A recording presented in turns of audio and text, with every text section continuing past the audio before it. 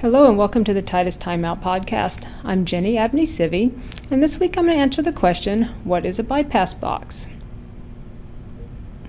So there are times when you may need to divert airflow in the system away from the zones it's supplying. For instance, I just gave a presentation on VAV diffusers and discussed pressure relief. If you have a constant volume system with VAV diffusers, and many of the diffusers are going to a minimum position, you would cause back pressure in the system if they all closed off and you couldn't relieve the pressure.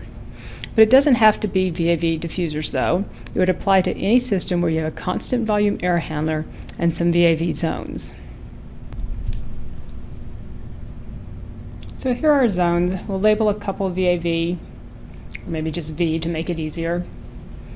So let's say we have these 8 VAV boxes or diffusers on a system, and as they close off, the duct pressure will go up because the air handler is constant volume, and you're going to have to relieve that pressure somewhere. If you don't, you're just going to get more airflow through the units that didn't close off.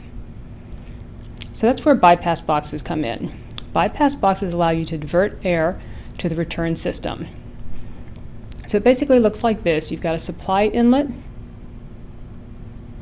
a discharge, and a bypass. And then you have a diverter that moves back and forth in this direction. So the air can come in or be diverted to bypass. You can set it to divert anywhere from 0 to 100% of the airflow. So if we go back up to our little duct system up here, we put a bypass in here, and that's where it will bypass out into the return side.